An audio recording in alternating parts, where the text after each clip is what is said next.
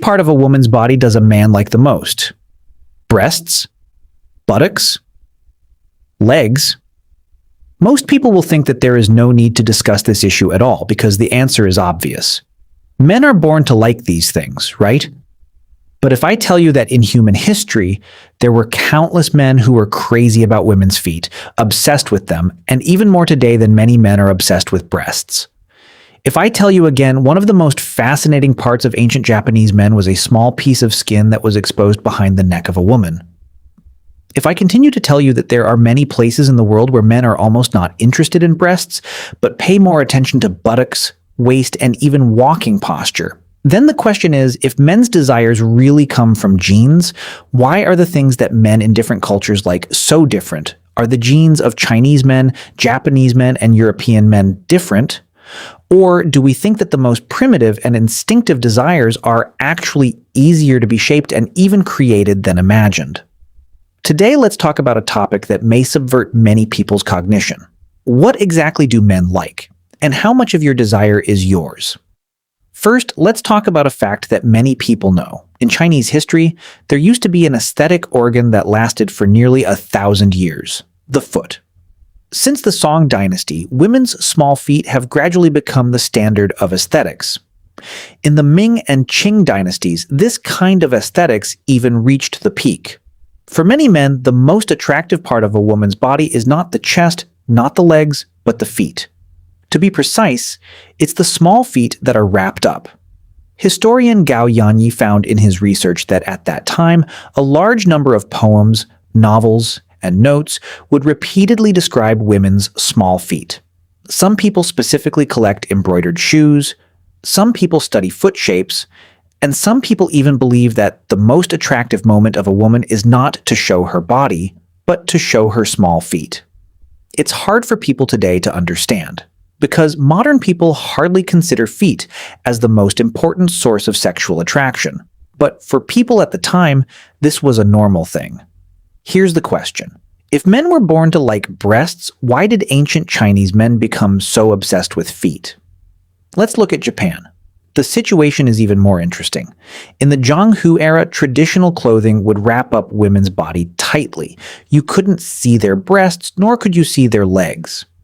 So men's attention began to focus on a strange position, the back neck, which is the small piece of skin behind the neck close to the hairline. Japanese cultural historians found that when women put on makeup, they would deliberately reveal the back neck position, because it was considered to be one of the most attractive areas.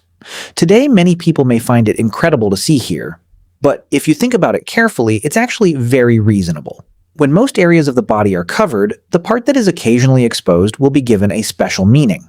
Sexy often doesn't come from the body itself, but from a sense of mystery. Similar phenomena are everywhere in human history. In Europe in the Victorian era, many men were attracted by women's ankles. Because the skirt was too long, the ankles were rarely exposed. In some parts of Africa, long-term love is full of butt. Because it is linked to health and fertility, different civilizations seem to have created different versions of desire. So here's the question. Is man's desire born or formed the day after tomorrow? This is actually a question that has been debated by the human world for hundreds of years. In 1972, the human scientist Cleopatra and Frank Beechey counted more than 190 cultures around the world. As a result, not all cultures regard the chest as an important sexual attraction object. In fact, many traditional societies pay less attention to the chest than modern society. In some long-standing naked tribes, the chest is as ordinary as the arm. Seeing it every day, there is no sense of mystery. This shows one thing. At least part of the desire is not fixed in the gene, but the story goes back to this point. Because biologists don't quite agree. They think some preferences may indeed come from evolution. In 1993, the evolutionary psychologist David Singer published a famous study. He found that many men prefer the waist to a woman's figure of about 0.7. Later, similar studies appeared in many countries. Scientists believe this ratio may be related to health and fertility. From the evolutionary point of view, male ancestors are more likely to be attracted by this feature, so the relevant preferences are retained. In other words, genes do affect desire. But the question is, if genes have decided everything, why are the aesthetic differences so big? The answer may be desire is never a single topic, but a cooperation. Biology provides the basic framework. Culture decides the key content. Genes give you a blank sheet of paper. Civilization decides what to draw on it. In fact, the real power to change human desire may not be evolution, but the media. Because in most of the time in human history, different civilizations are isolated from each other. China has the aesthetics of China. Japan has the aesthetics of Japan. Europe has the aesthetics of Europe. Everyone has their own. Until the 20th century, things have changed. Movies appeared, TV appeared, advertisements appeared, internet appeared, social media appeared. For the first time in human history, people began to watch the same content at the same time. In the past, a Chinese man and a French man may not even know what sex is. But today they watch the same short video, watch the same movie, pay attention to the same star, and even fantasize about the same body. This is something that has never happened in human history. Desire has begun to globalize. So we see a strange phenomenon. Today's China, Japan, South Korea, Brazil, Germany are getting closer to the description of women's sexy bodies.